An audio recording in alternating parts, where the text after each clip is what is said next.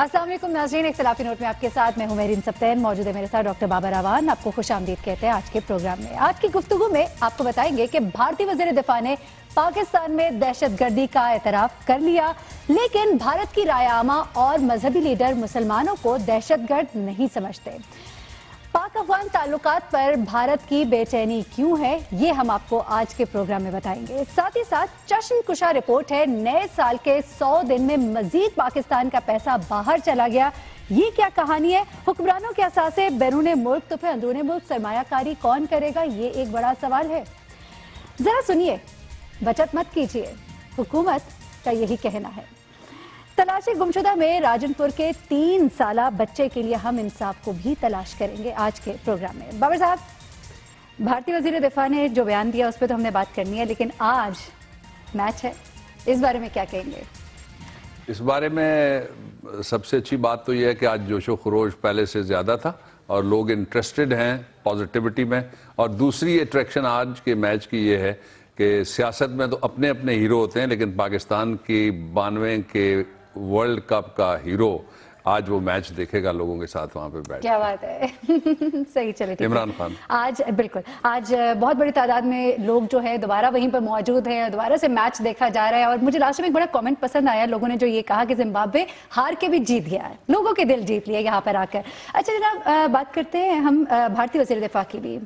उनका बयान पहले सुनवा देते हैं और उसके बाद इस पे जरा गुफ्तगू करेंगे। एक बहुत ही हट के और मुख्तलिफ गुफ्तगू होगी, जरूर सुनिएगा, लेकिन पहले ये बयान सुन लीजिए, क्या कहते हैं ये भारतीय वज़ीर दिफा।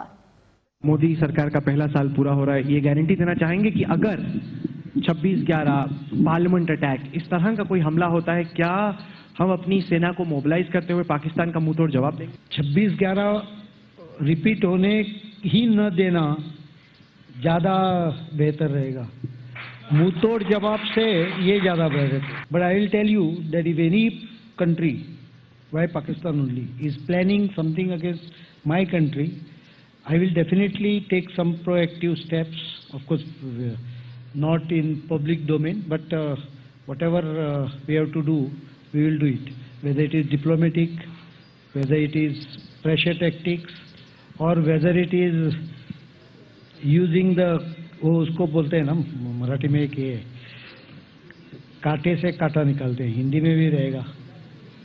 You have to neutralize terrorists through terrorists only. Why can't we do it? We should do it. You have to neutralize terrorists through terrorists only. Why can't we do it? We should do it. मुंह तोड़ जवाब देंगे, कांटे से कांटा निकालेंगे, दहशतगर्दी का जवाब दहशतगर्दी से देंगे, खुद ही सवाल खुद ही जवाब। बाबर साहब, अभी तो हमने कुछ किया ही नहीं और ये इस तरह की बातें कर रहे हैं। नहीं, हमने कुछ करना भी नहीं है, बेफिक्र रहिए।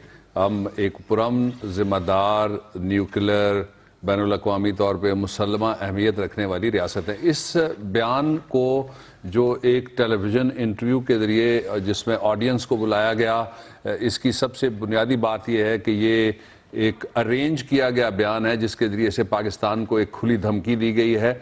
और ये जो भारत का वज़ीर दिफा है, इसके बयान के हवाले से मैं शुरू में इस बयान का एनालिसिस करने से पहले और इसकी पिछली स्टोरी में बयान करने से पहले ये ज़रूर कहना चाहूँगा कि हमारी हुकूमत की तरफ से अभी जो दिया गया है जवाब वो होम्योपैथिक है। जो तकाजा था कि पाकिस्तान की तरफ से एक तगड़ा बयान, ये एक तगड़ा बयान था जो उसने दिया है। और इस बयान में 3 चीजें आप गौर कीजिएगा। पहला, उसने कहा पाकिस्तान हो या कोई और मुल्क हो, उसने पाकिस्तान के अलावा इंडिया के जो पड़ोसी ममालिक हैं, चाइना है, श्रीलंका है, जितने भी इंडिया के साथ मिलने वाले बॉर्डर्स हैं, बांग्लादेश है, सबको धमकी दे दी है। एक सही। दूसरा जो उसने कहा है वो ये कहा है कि हम डर्टी गेम शुरू कर रहे हैं या शुरू कर चुके हैं। और वो डर्टी गेम ये है कि पाकिस्तान के अंदर दहशतगर्दी के जो वाकयात हुए, कई वाकयात, सारे नहीं, उन वाकयात के पीछे भारत के खिलाफ जो सबूत मिले और वो भारत ने किस तरीके से ढिठाई के साथ उनके वजीर दिफा ने टेलीविजन पे बैठ के कहा कि हम क्यों नहीं करेंगे, हम जरूर करेंगे। और फिर उसने ये बताया कि हम जो कन्वेंशनल वॉरफेयर का तरीका है कि दबाव बढ़ाने के लिए अपनी फौजों को मूव करके बॉर्डर की तरफ लेके जाएंगे, उस तरीके पे हम अमल दरामद अब करने वाले नहीं हैं। اس کا مطلب یہ ہے کہ جو نیوکلیر ملک ہے پاکستان کے علاوہ دوسرا ایشیا میں، جنوب مشرقی ایشیا میں، اس نے یہ فیصلہ کر لیا ہے کہ وہ پڑوسی ممالک میں دہشت گردی کرے گا. دوسرا، وہ دہشت گردی نہیں کرے گا بلکہ دہشت گردی کی جو لہر چل رہی ہے اس کو بڑھائے گا. تیسرا، اس نے یہ کہا ہے کہ یہ دہشت گردی جو میں پہلے بیان کر رہا تھا کہ اس نے دھمکی دی ہے، اس کا ایک مطلب یہ بھی نکلتا ہے کہ وہ پاکستان کے پڑوسی ممالک سے بھی پاکستان کے اندر مداخلت اور دہشت گردی کو ہوا دے گا، اور ہوا نہیں دے گا. ایک اور میں یہاں بات کہنا چاہتا ہوں، وہ یہ ہے کہ پاکستان کی حکومت کو بہت سیریسلی اس بیان کے بعد ابھی تک بھارت کا جو پاکستان کے اندر سفارت خانہ ہے اس کے سفیر کو طلب کیا جانا چاہیے تھا، اس کو ڈیمارش دینا چاہیے تھا، پاکستان کو سلامتی کونسل سے رجوع کرنا چاہیے کہ یہ دیکھیں ساری دنیا اکٹھی ہوئی ہے کہ دہشتوں اور وحشتوں کے خلاف جنگیں لڑی جائیں. تو یہ آپ کا ایک بڑا پارٹنر، یہ آپ کا ایک بڑا ایکٹر، ایشیا کے اندر ایک بڑا ملک، اس کے وزیر دفاع کا یہ بیان آیا. اچھا، پھر وہ بیان اس نے بدلا نہیں ہے. اس کے بیان کے اوپر میں ایک اور چیز جو نئی اس نے کہی ہے، وہ جو ابھی تک میڈیا میں نہیں آئی، وہ بھی میں بتاؤں گا. لیکن اس سے پہلے ان کا یہ جو ڈیفنس منسٹر ہے، اس سے پہلے ان کا ایک اور آدمی ہے جی، یہ قومی سلامتی کا مشیر اجیت کمار دودوال، اس نے کیا کہا ہے وہ ذرا دیکھ لیجئے. How do we tackle Pakistan? I talked about their having the nuclear threshold, having the strategic weapon systems, missiles, strategic partnership with China. India is having a long border with China and Pakistan. How do we tackle it? Now, when we come into the defensive offense, then we start working on the vulnerabilities of Pakistan. It can be economic, it can be internal security, it can be political, it can be their isolation internationally, it can be this thing like that, of exposing their terrorist activities, or it can be anything. It can be defeating their policies in Afghanistan, making it difficult for them to manage internal political balance or internal security. Pakistan's vulnerability is many, many times higher than of India. Once they know that India has shifted its gear from the defensive mode to defensive offense, they will find that it is unaffordable for them. You can do one Mumbai, you may lose Balochistan. Babar साहब, इस कदर इनका छोटा रवैया है, जारहाना दिफा कहते हैं हम करेंगे और किस तरह से इनके ताल्लुकात अफगानिस्तान से खराब कर दें, इस तरह से इंट्रूड करें और इंतहाई घटिया तरीके से. छोटा रवैया नहीं है, छोटा रवैया नहीं, ये बहुत बड़ा धमकी आमेज रवैया है. और पाकिस्तान के वजारत दिफा के अंदर बैठा हुआ एक ऐसा आदमी जिसके पास वजारत दिफा का पूरा चार्ज ही नहीं है, वजारत ना बिजली ना पानी, उसकी तरफ से कोई जवाब नहीं आता. हर मसले पे बोलने वाले जो पाकिस्तान की रियासत की तरफ से मिनिस्टर इंफॉर्मेशन होता है उसका जवाब नहीं आता. पाकिस्तान का वजीर खारजा है ही नहीं, लेकिन वजारत खारजा से उस तरह का जवाब, बेफिटिंग जवाब नहीं आता. अच्छा, जब हम इस तरह का हमारा रवैया होगा ना, छोटा रवैया, तो फिर हमारा हो गया ना जी कि हम पाकिस्तान की सलामती, पाकिस्तान की इंटेग्रिटी, पाकिस्तान की स्ट्रेटेजिक जो इदारे हैं उनका दिफा, पाकिस्तान की अवाम का दिफा, वो करने से हम जब पीछे हटेंगे तो फिर छोटा रवैया और छोटा दिल तो हमारा हुआ ना. वो तो बड़ा खुल के कह रहे हैं कि हम दहशत गर्दी करेंगे.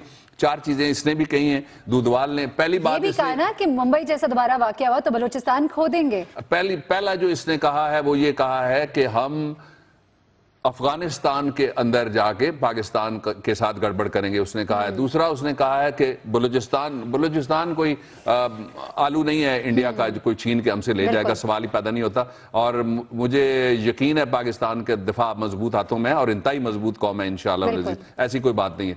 और तीसरी बात इसने ये कही है कि हम पाकिस्तान के अंदर पैसे खर्च करें, पाकिस्तान के अंदर सियासत के अंदर पाकिस्तान की जो इंटरनल सिक्योरिटी है उसके वल्नरेबल उसको कर दें. और फिर चौथी बात और आखिरी बात जो उसने कही है, उसने कहा है कि हमें पाकिस्तान के खिलाफ जारहियत करनी चाहिए. इससे खुली और क्या धमकी हो सकती है? मैंने आज तक किसी दूसरे मुल्क सिवाय उनके जो वार डिक्लेयर करते हैं, एक दूसरे के ऊपर जंग डिक्लेयर करते हैं, इस तरह की गुफ्तगू अमन के ज़माने में मैंने नहीं सुनी. मैं पाकिस्तान की हुकूमत को और पाकिस्तान के जो वजीर मुतल्लका और पाकिस्तान के जो मैंने जिनके नाम पहले ले लिए, रिपीट करने की जरूरत नहीं, मैं उनको जगाने के लिए ये बयान मैं उनको भेज रहा हूँ यहाँ से ही डायरेक्टली दुनिया के फोरम से. इसको ज़रा देख लें. अच्छा, यहाँ ख़त्म नहीं होती बात. मुसलमानों के हवाले से इंडिया के अंदर 2 रवैये हैं. اور پھر ہم جائیں گے کہ دنیا کیا کہتی ہے بھارت کے بارے میں. صحیح. جو پہلا رویہ ہے وہ جو گورنمنٹ سپانسرڈ کچھ کاروباری ادارے ہیں, جو سیمی گورنمنٹ کے ادارے ہیں, جو گورنمنٹ کی نگرانی میں ادارے ہیں, جو گورنمنٹ کے انٹرسٹ کو پروموٹ کرتے ہیں, وہ کیا رویہ رکھتے ہیں مسلمانوں کے بارے میں, اس کے بارے میں ایک ایسی ای میل ہم آپ کو دکھاتے ہیں جو پہلے کسی نے نہیں دیکھی ہوگی. یہ دکھائیے جی ذرا. جی بالکل بابر صاحب, یہ ای میل ہم دکھا رہے ہیں, آپ بتائیے گا سر اس ای میل کے بارے میں. اچھا جی, یہ جو ای میل ہے یہ ایک ہری کرشنا کمپنی ہے جو ہیروں کا بہت بڑا کاروبار کرتی ہے. یہ ایک ذیشان صاحب ہیں جی, ذیشان صاحب مسلمان ہیں.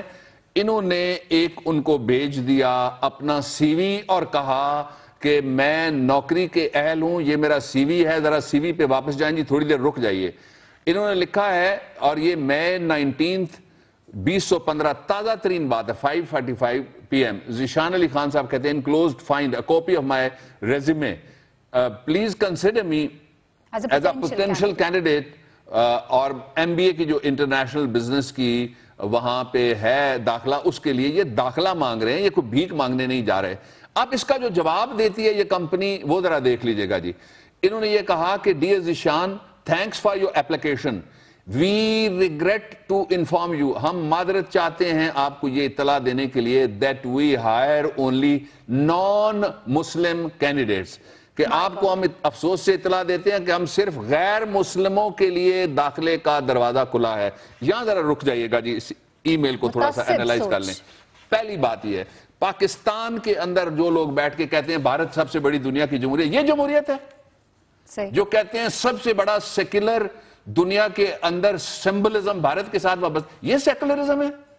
اس سے زیادہ دہشت, اس سے زیادہ وحشت اور کیا ہو سکتی ہے کہ آپ کسی کو کہیں. پاکستان میں آج تک کسی کو کسی مذہب اور کسی علاقے کی بنیاد کے اوپر یہ کسی کی جرت نہیں ایسا جواب دے سکے کہ ہم آپ کو اس لیے بھرتی نہیں کریں گے اپنے کسی داخلے میں, کسی محکمے میں, کسی نوکری میں, کسی جگہ میں, کہ جناب اس لیے کہ آپ کا مذہب فلاں ہے, آپ کی سوچ یہ ہے, آپ کی تفکیر یہ ہے, اور آپ کا طبقہ یہ ہے. اور پاکستان کے آئین میں اس کی گارنٹی ہے, بھارت کے آئین میں بھی یہ گارنٹی موجود ہے. اچھا, اب میں ایک سوال اور اٹھانا چاہتا ہوں اور پھر ہم آگے بڑھیں گے اگلی ایک ویڈیو کی طرف. وہ سوال یہ ہے کہ جو لوگ یہاں بیٹھ کے بھارت میں یہ سمجھتے, علامہ صاحب نے تو کہہ دیا تھا نا, آپ نے کہا تھا کہ ہے ہند میں ملا کو جو سجدے کی اجازت ناداں یہ سمجھتا ہے کہ اسلام ہے آزاد. یہ درست تحریک پاکستان کے زمانے کی بات ہو رہی ہے. آج جو لوگ یہاں بیٹھ کے ہندوستان کے ترانے گاتے ہیں, ہندوستان کا کلچر پروموٹ کرتے ہیں, ہندوستان کے لیے امبیسڈر بنے ہوئے ہیں اور ہندوستان کے لیے کہتے ہیں کہ فرق ہی کوئی نہیں ہے. میں نے ایک آرٹیکل دیکھا جس میں اس نے لکھا ہوا کہ ہماری وہ پیاری سرزمین اور ہماری یہ پیاری سرزمین ایک ہی ہے.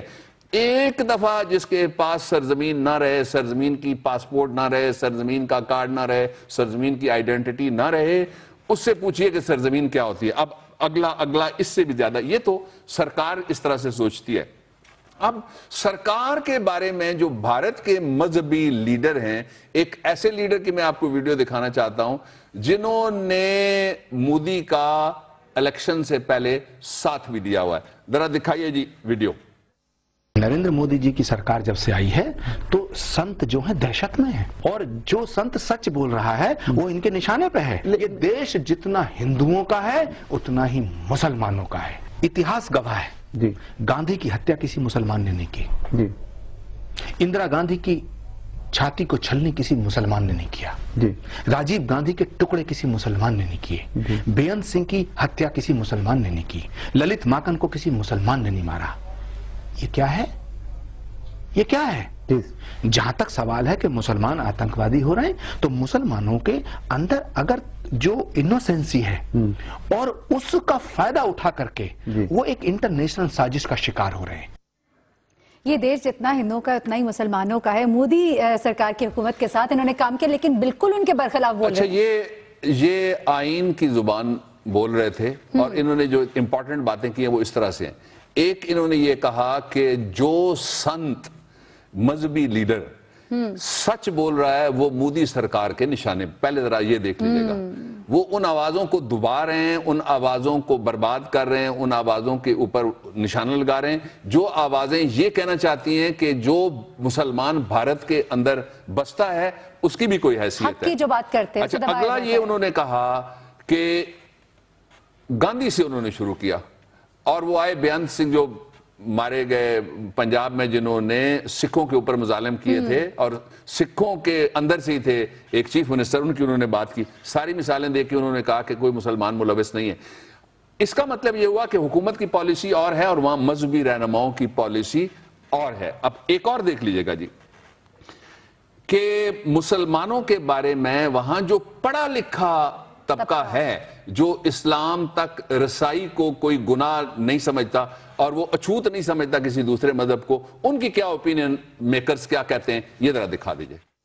کچھ لوگوں کے اخلاق کی وجہ سے دا ہسٹری آف اسلامک ٹریڈیزم لکھی تھی. میں نے سوچا تھا یہ اسلام ہے, لیکن جب واستوک اسلام کو جانا, حضرت محمد صلی اللہ علیہ وسلم کو جانا, جب قرآن کو جانا, جب حدیثوں کو پڑھا, تو مجھے ان پر دیا آئی, ان سجن پر, کہ وہ اسلام کو نہیں جانتے. اس سے بڑا ستیہ دھرم, اس سے بڑی انسانیت اور کوئی ہو ہی نہیں سکتی جتنی کی بڑی انسانیت اسلام میں موجود ہے, حضرت محمد صلی اللہ علیہ وسلم کی کتھنی اور کرنی میں موجود ہے. قرآن مجید کی سورہ 21 آیت نمبر 107 میں ہے کہ اے محمد, ہم نے تم کو ساری دنیا کے لیے رحمت بنا کر بھیجا ہے, کیول مسلمانوں کے لیے نہیں, ساری دنیا کے لیے رحمت یعنی دیالو بنا کر بھیجا ہے.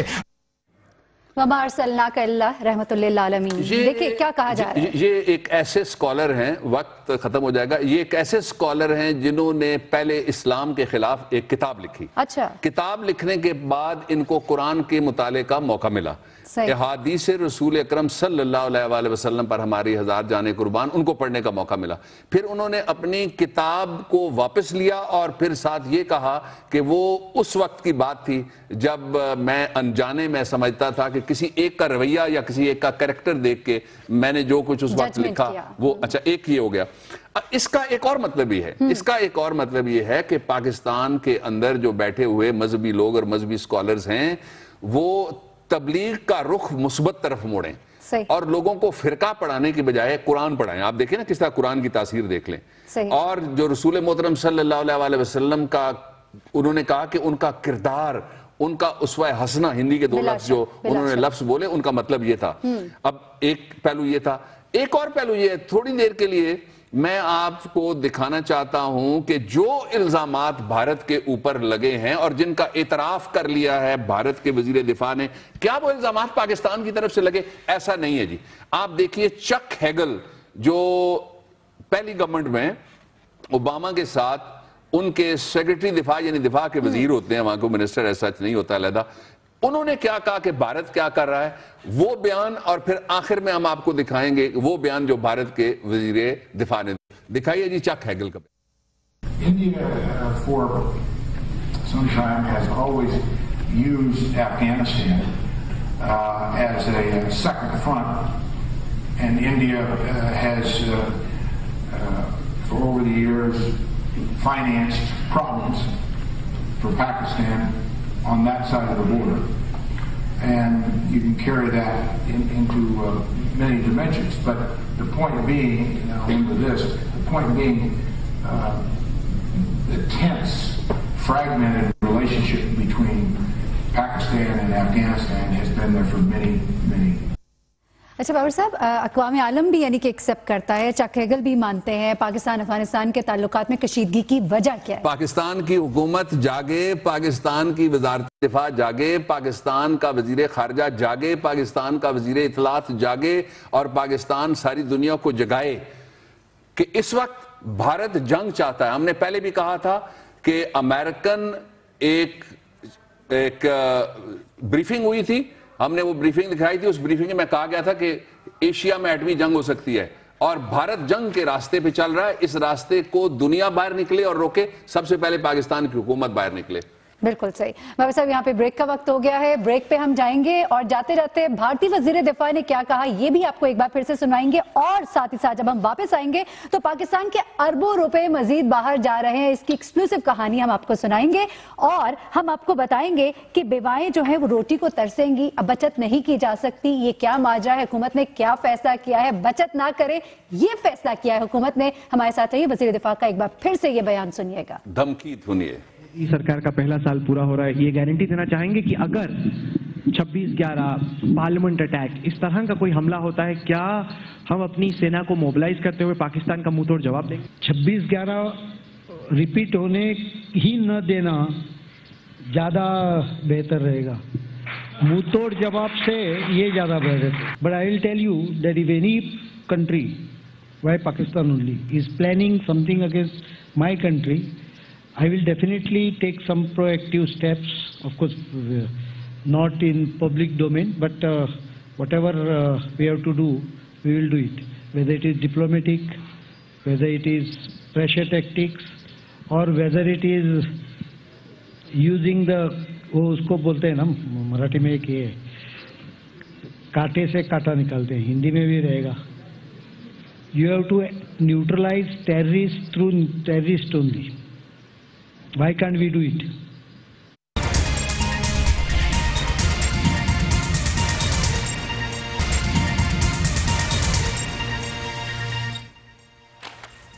ویلکم بیک ناظرین, ذرا بات کر لیتے ہیں ان پاکستانیوں کی جن کی جائیدادیں باہر ہیں. سرمایہ دار اس ملک میں کیسے آئے, پہلے تو بات کرتے بابر صاحب, اور ناظرین کو دکھاتے بھی ہیں. ہم نے ایک دفعہ پہلے اس بات کا ذکر کیا تھا, اسی پروگرام میں آواز اٹھائی تھی, سارا پیسہ باہر جا رہا ہے. ذرا سنیے گا کیا کہا تھا ہم نے. سینکڑوں پاکستانیوں کو بلایا گیا, اس کے اشتہار چھاپے گئے, ٹیلی ویژن کی کوریج کروائی گئی اور کہا گیا کہ آئیے آپ دبئی میں پراپرٹی خریدیے. دیکھیں, برین ڈرین سے کم کوئی نقصان نہیں ہے جو فائنینشیل ڈرین پاکستان کا ہو رہا ہے. اربوں کھربوں روپے پاکستان سے باہر جا رہے ہیں, اور اگر یہ جائیں بینکنگ چینل سے تو پھر ہمیں پتا ہوگا ان پیسوں کا ہم حساب مانگ سکتے, فائدہ بھی ہوگا. 600 لوگوں کو ولاز دے کے دیے, اور وہ بھی کمپنی کراچی میں ہی آئی. یہ تو خاص لوگ ہیں جن کے پاس وہ ناجائز پیسہ ہے جو پاکستان میں ڈکلیئرڈ نہیں ہے, اس لیے وہ ایسی ڈیسٹینیشنز ڈھونڈتے ہیں جہاں سے یہ پیسہ وہ پاکستان کے اندر لے جا کے اور پاکستان کے باہر اس کو وہ جمع کرا سکیں. کچھ کے نام تو ہمارے پاس ہیں, لیکن میں ایف بی آر سے ان لینڈ ریونیو کا محکمہ, میں ان دونوں سے کہنا چاہتا ہوں کہ ان لوگوں کے نام آپ آئین کے آرٹیکل 19A کے تحت, یہ فنڈامنٹل رائٹ ہے پاکستان کے لوگوں کا, ان کے نام آپ منظر عام پر لائیں. جی ناظرین, یہ بات کی تھی ہم نے اپنے پروگرام میں. بابر صاحب, اب دبئی سے بھی اس بات کی تصدیق ہوگی, کیا پاکستان اور دبئی کے درمیان معلومات کے تبادلے کا کوئی پراپر انتظام نہیں ہے کہ اس طرح کی حرکت ہو ہی نہ, یا معلوم ہو جائے قبل از وقت؟ اس کا بھی میں جواب دیتا ہوں. پہلے ذرا یہ دیکھ لیجئے گا کہ جو بات ہو رہی تھی اس کا تعلق تھا زیادہ تر پچھلے سال سے. پچھلے سال کیا گیا اس وطن میں سے, دبئی میں صرف ایک ڈیسٹینیشن کی ہم بات کرنے لگے, دوسرے نمبر پر ہے پاکستان سرمایہ کاری کے حساب سے. 442 ارب پچھلے سال گئے تھے. اب پاکستان کے جو 3 جگہ پہ وہاں پہ خریدا جا رہا ہے, میں تھوڑا سا یہ بتا بھی دوں لوگوں کی سہولت کے لیے, 6 کروڑ 20 لاکھ روپے سے دبئی مرینا کے ایریا ہے. آپ جگہ ہی بتا رہے ہیں کہاں کہاں انویسٹ کریں. جی ہاں, یہ ہے جہاں خریدا جا رہا ہے. دوسرا 9 کروڑ 40 لاکھ روپے کا ایک اور ہے جو جہاں بڑے بڑے فارم شام بنے ہوئے ہیں, ٹاؤن ہاؤسز جن کو کہتے ہیں. اور تیسرا ہے جی ولاز, یہ ایک آئی لینڈ ہے جمیرہ, اس میں, اور یہ 21 کروڑ 5 لاکھ روپے سے شروع ہوتے ہیں. صحیح. 2 ملکوں کی 1000 لوگ ہیں جنہوں نے انویسٹ کیا ہے انڈیا سے, اور انڈیا 250 کروڑ لوگوں کا ملک ہے, اور ہم ہیں 20 کروڑ سے بھی کم یا 20 کروڑ سے زیادہ ہوں گے. پہلے نمبر پر ہوئے جی, اس اعتبار سے ہم دنیا میں پہلے نمبر پہ آگے, ہم 953 پہ جا کے ہم پہنچے. اب آپ کے سوال کی طرف کہ کیا پاکستان کے ان اداروں کو کوئی ایسی سہولت حاصل ہے کہ جا کے وہاں سے انفارمیشن لی جائے. دیکھیے, یہ جو انفارمیشن ہم آپ کو آج بتا رہے ہیں, یہ دبئی کا جو قومی ادارہ ہے اس کام کرنے والا, یہ ہے جی data released by Dubai land department April 2015. یہ تو دبئی لینڈ ڈپارٹمنٹ، جس طرح ہمارا لینڈ ڈپارٹمنٹ پنجاب کا ہے، اسلام آباد کا سی ڈی اے ہے، لاہور میں ایل ڈی اے، اس طرح کا ادارہ ہے جس نے یہ ساری کی ساری معلومات ہمیں دی ہیں۔ 442 ارب صرف پچھلے سال کے، اب یہ 3 مہینے کی بات ہو رہی ہے، اور اس میں بھی اتنے پیسے ہیں کہ جو وہ گنے ہی نہیں جا سکتے جو وہاں پہ جا کے انویسٹ ہو رہے ہیں۔ صحیح۔ ایک پہلو اس کا، دوسرا پہلو یہ ہے کہ معلومات کا تبادلہ کیوں نہیں ہے جی؟ ابھی پچھلے دنوں ایک ملزم وہاں پکڑا ہوا تھا، جا کے ہم نے انٹیروگیٹ کیا، معلومات کا جہاں تبادلہ ضرورت ہوتی ہے وہاں پہنچ لیکن نہیں ہوگا۔ یہ میں نے جو علاقوں کے نام لیے نا، دبئی میں رہنے والا پاکستانی بھی جانتا ہے کہ یہ ٹاور کس پاکستانی لیڈر کا ہے، یہ شاپنگ مال کس پاکستانی لیڈر کا ہے، اور یہ ولا کس کا ہے، اور یہ کس کی ملکیت ہے، سب کو پتا ہے۔ پاکستان کے احتساب کے اداروں کے علاوہ سب کو پتا ہے۔ اچھا، ولا رکھنا کوئی جرم نہیں ہے، ڈکلیئر تو کریں نا، بتائیں تو صحیح۔ ایک دوسرا یہ پیسے پاکستان سے جائز طریقے سے لے کے صحیح، منی لانڈرنگ نہیں ہونی چاہیے۔ بابر صاحب، اور تو اور انٹرنیٹ پہ ساری انفارمیشن موجود ہے، ایف بی آر کیوں خاموش ہے، یہ بھی ایک بڑا سوال ہے۔ ایک اور ناانصافی کی طرف ہم جانا چاہیں گے کیونکہ وقت مختصر ہے اس سیگمنٹ کا۔ بات کرتے ہیں ذرا ان بیواؤں کی جو بچت کرتے ہیں کسی طریقے سے، قومی بچت اسکیم کے ذریعے، جس کی ہم بات کرنا چاہ رہے ہیں ابھی، اور ان کو یہ پیسے استعمال میں آتے ہیں جب بچوں کی شادیاں کی جاتی ہیں، تعلیم کے لیے ان کی استعمال کی جاتی ہے۔ اب حکومت جو ہے اس پہ بھی پابندی، کے 100 پیسز کم کیے گئے ہیں، ان کی بنیاد کی وجہ سے 5 نقصان پاکستان کی اکانومی، اس میں خبریں ساری چھپ چکی ہیں۔ ہم آپ کو بیک گراؤنڈ بتا دیتے ہیں کہ نقصان کیا ہونے جا رہا ہے۔ پہلا نقصان ہوگا جی ریٹائرڈ ملازمین کا، دوسرا نقصان ہوگا جو بیوائیں ہیں ان کا، اور ریٹائرڈ ملازمین سے مراد یہ کہ جو پینشنرز ہیں ان کے پیسے جہاں پڑے ہوتے ہیں، فکس ڈپازٹ ہوتے ہیں، کمیوٹ لوگ بہت کم کراتے ہیں، اور فکس ڈپازٹ پہ ان کو ماہانہ اتنا ملتا ہے جس سے جو سپاؤس ہے، میاں بیوی ہیں دونوں، اگر بیوہ ہے تو اکیلی اور 7 بچے، ان کا گزارا ہو سکتا ہے۔ یہ 2 نقصانات تو یہ ہو رہے ہیں، مشکل سے بابر صاحب، بہت مشکل، ظاہر ہے۔ تیسرا یہ ہے کہ قومی جو بچت کے مراکز ہیں، نیشنل سیونگ سینٹرز ہیں، وہ بند ہونے جا رہے ہیں، اب ان کو نہیں کھولا جا سکتا کسی طریقے سے بھی۔ اور چوتھا اس کا جو نقصان ہوگا وہ بھی اتنا ہی بڑا ہے، وہ یہ ہے کہ جو بینکوں کے اندر لوگوں نے فکس ڈپازٹ رکھے ہوئے ہیں، اسی طرح کے جو پینشنرز ہیں ان کو بھی نقصان ہونے جا رہا ہے، بلکہ نقصان ہو گیا نا جی، جو ڈپازٹس پڑے ہوئے ہیں ان پہ بھی نقصان ہو جائے گا۔ اچھا، 5واں نقصان بہت بڑا ہے، وہ یہ ہے کہ یہ جو قرضے ہیں، یہ اتنے سستے دیے جانے والے قرضے یہ واپس نہیں آتے۔ پہلے بھی ایک خاتون ہے، وہ تقریر کر رہی تھی، اپنے فضائل بیان کر رہی تھی، بہت بڑا عہدہ پاکستان میں ان کے پاس رہا، انہوں نے 92 کروڑ کا قرضہ تو انہوں نے معاف کروا لیا، نام لینے کی ضرورت کوئی نہیں ہے۔ اور چھٹا نقصان یہ ہوگا کہ انفلیشن بڑھے گی، یہ جو سستا قرضہ لینے والے ہیں نا، یہ مصنوعی طلب میں اضافہ کریں گے، ان کو کہتے ہیں نودولتیے، ان کا ایک طبقہ پیدا کیا جا رہا ہے، اور کس کو نوازا جا رہا ہے کچھ دنوں بعد ہم یہ سٹوری اور بھی بتا دیں گے۔ یعنی کہ بابر صاحب قرضہ ڈوبنے کے خطرات بڑھ جائیں گے، آپ یہ بھی کہہ رہے ہیں نا، جتنے لوگ زیادہ قرضہ لیں گے پہلے ڈوبنے کے واپس کرتا، سوائے جینوئن بزنس مین کے جو سیاسی قرضے ہوتے ہیں، کس نے واپس کیے؟ بالکل صحیح، ٹھیک۔ بابر صاحب، بریک کا کہا جا رہا ہے، بریک پہ جاتے ہیں۔ بہت ہی اہم ایشو کی طرف ہم نے نشاندہی کی ہے، ٹھیک ہے، شرح سود میں کمی کی، تاجروں کو، صنعت کاروں کو تو فائدہ ہوگا، لیکن دیکھیے کہ نقصان جن کا زیادہ رہا وہ پہلے ہی غربت کی چکی میں پس رہے ہیں، اس پہ غور کیجیے گا۔ بریک پہ جاتے ہیں، بریک سے واپس آتے ہیں تو راجن پور میں ہم انصاف کی تلاش کریں گے۔ 3 سالہ بچے کے لیے ہم نے انصاف کو ڈھونڈنا ہے، ہمارے ساتھ رہیے۔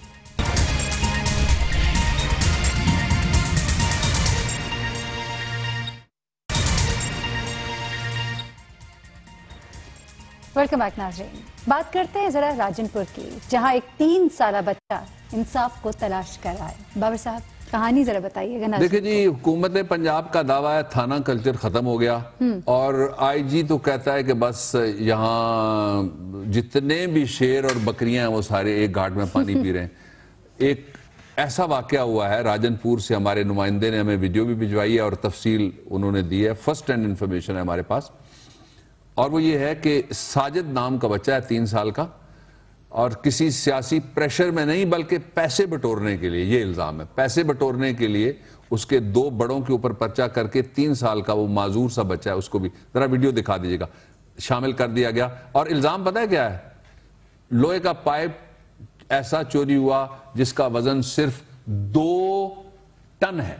2 ٹن وزن اٹھانے کے لیے ظاہر ہے پہلے تو آپ کو کوئی چاہیے ہوگا نا انسٹرومنٹ جس سے وہ وزن اٹھایا جائے گا، اور پھر اس کو چوری کرنے کے لیے بھی کوئی آپ کو بڑا سا ٹرالر چاہیے ہوگا جس پہ اس وزن کو پھر ڈال کے چوری کیا جا سکے۔ یہ ایک دانہ ہے पंजाब पुलिस की कारकर्दगी का और इंस्पेक्टर जनरल पुलिस पंजाब की कारकर्दगी का, जिनको कभी किसी जगह, ऐसी जगह जहां कोई मजलूम हो, आज तक वो नहीं पाए गए। सही, ये वीडियो भी साथ देख रहे हैं नाज़रीन। हाँ जी, जहां हुकूमत हो वहां वो अक्सर पाए जाते हैं और इसी वजह से ये आईजी बनाए जाते हैं कि हर वक्त सलूट मारें, आगे घूमें, पीछे घूमें, और इतना बड़ा सूबा, इतना बड़ा जुल्म होता रहे, वो बर्दाश्त करता रहे। लोग हैं कि जुल्म सहते हैं, जब एक के ऊपर होता है तो दूसरा ये कहता है अल्लाह इसको सब्र दे, और जब अपनी बारी आती है उस वक्त वो हम ही ढूंढने शुरू कर देता है कि कोई आए मुझे बचाए। इस पे जरा सोचिए, इस पे जरा गौर कीजिए, इस नन्हे बच्चे को जरूर देखिए। क्या ये मासूम बच्चा, 3 साल बच्चा जो है, ये 2 टन वजनी लोहा जो है वो चोरी कर सकता है? बहुत ही अलमनाक सूरत हाल है। बाबा साहब, आवाम की आवाज ऐवान वाला तक। सबसे पहले जी मलिक अब्दुल मजीद साहब से हम शुरू करते हैं। इन्होंने कहा है कि a pound of stagnant sewerage water is not yet removed near the government postgraduate college Talagang. Talagang में कहता है जी कॉलेज के बाहर गंद है, और सारे कॉलेजों के बाहर जो जो गंद है, सफाई वाला अमला सिर्फ बड़ों के घरों की सफाई ना करे, यहाँ भी आए और लोगों की जेबों की सफाई ना करे। साद राहील मुगल साहब कहते हैं, sir kindly raise problem of police officers in AJK. आज़ाद जम्मू कश्मीर में पुलिस ऑफिसरों की प्रॉब्लम है। They just right to promotion is being violated via false notification. कोई गलत नोटिफिकेशन है, प्रमोशंस दें इनको, आज़ाद कश्मीर गवर्नमेंट। दूसरा है जी इल्म दीन, ये कहते हैं कि imagine services of overseas Pakistani who send more than 14 billion a year and respected and who give loan of 45 crore are called masters. कि जो 45 करोड़ का कर्जा देते हैं उनकी खुशामदी कर दो, जो 14 अरब डॉलर सालाना बेचते हैं उनका कोई ख्याल करो बैरून मुल्क पाकिस्तानियों का। बहुत अच्छी बात थी, हम आपके साथ हैं। आमिर हुसैन साहब कहते हैं, in the city of prime minister and constituency of the speaker Samanabad people have to suffer without light from 10 AM to 5 PM। ये जरा देखिएगा जी, तवज्जो कीजिए। बाबर खान इन्होंने एक तस्वीर भेजी है जिसमें बच्चे कहाँ पे पढ़ रहे हैं, जरा देख लीजिएगा। ये कौम का मुस्तकबिल है, ये कौम की बेटियां, ये कौम के बेटे हैं। और फिर जमाल साहब हैं, ये कहते हैं कि अंधेर नगरी चौपट राज, आप समनाबाद को रो रहे हैं, पूरे मुल्क में कहीं रोशनी नजर नहीं आती रायविंड के अलावा। क्या पता रायविंड वालों को शिकायत हो, वहां भी नहीं है। चलिए ठीक, बाबा साहब प्रोग्राम का वक्त खत्म हुआ। इंशाल्लाह अगले हफ्ते हम दोबारा यहीं पर बैठेंगे, जुम्मा हफ्ता इतवार रात 8 बजे आपके साथ, बहुत से अहम मौज़ूआत के साथ, बहुत सी बातें खास आपको बताएंगे। आज के लिए आपसे इजाज़त चाहेंगे। जाते जाते बाबर साहब हम बात करना चाहते हैं रोहिंग्या के मुसलमानों की, हम बात करना चाहते हैं उनकी तकलीफ, जिनको जब बुनियादी हकूक़ ना मिले तो अपने मुल्क से तो निकले, लेकिन उन्हें कोई कबूल करने को तैयार नहीं। ये बुनियादी तौर पर सलामती काउंसिल की अक़वाम मुत्तहिदा की जिम्मेदारी है, और आज उन्हीं को हम कहने लगे हैं कि फिर चले हैं मेरे जख्मों का मदावा करने, मेरे गमखार उसी फितना गरे दहर के पास जिसकी दहलीज पे टपकी हैं लहू की बूंदें, जब भी पहुंचा है कोई सोख्ता जां कुश्ता यास, जिसके ऐवान अदालत में फरोकश कातिल बज़्मो आराओ सुखन गुस्तरो फरखंदा लिबास, हर घड़ी नाराजना अमनो मुसावात की खैर, जर की मीजान में रखे हुए इंसान का मांस, कौन इस कत्ल गहे नाज के समझे इसरार, जिसने हर दशना को फूलों में छुपा रखा है और अमन की फाख्ता उड़ती है बेनिशां बे पर, लेकिन नस्ल इंसान को सलीबों पे चढ़ा रखा है। उस तरफ नुत के बाराने करम और इधर कासाए सर से मनारों को सजा रखा है। जब भी आया है कोई कुश्ताए बेदाद, उसे मरहमे वादाए फरदा के सिवा कुछ न मिला, और यहां कातिल के तरफदार हैं सारे कातिल। काहिशे दीदाए पुरखूं का सिला कुछ न मिला, और Kashmir, Korea, Vietnam, Dominican Congo, किसी बिस्मिल को बजुज हरफे दुआ कुछ ना मिला। اور کسر انصاف کی زنجیر ہلانے والوں، کسر انصاف کی زنجیر ہلانے والوں، کج کلوہوں پہ قیامت کا نشہ ہے طاری. اپنی شمشیر پہ کشکول کو ترجیح نہ دو، اپنی شمشیر پہ کشکول کو ترجیح نہ دو. دم ہو بازو میں تو ہر ضرب جنوں ہے قاری. اس جزیرے میں کہیں نور کا مینار نہیں جس کے اطراف میں ایک کلز میں خون ہے جاری. اور کسر انصاف کی زنجیر ہلانے والوں، کج کلاہوں پہ قیامت کا نشہ ہے طاری. یہ نشہ اقتدار، اختیار، قوت کا نشہ ہے. اصل قوت آپ ہیں. ہم آپ کو جگاتے رہیں گے، بتاتے رہیں گے. 4 دن بعد پھر یہی بات کریں گے.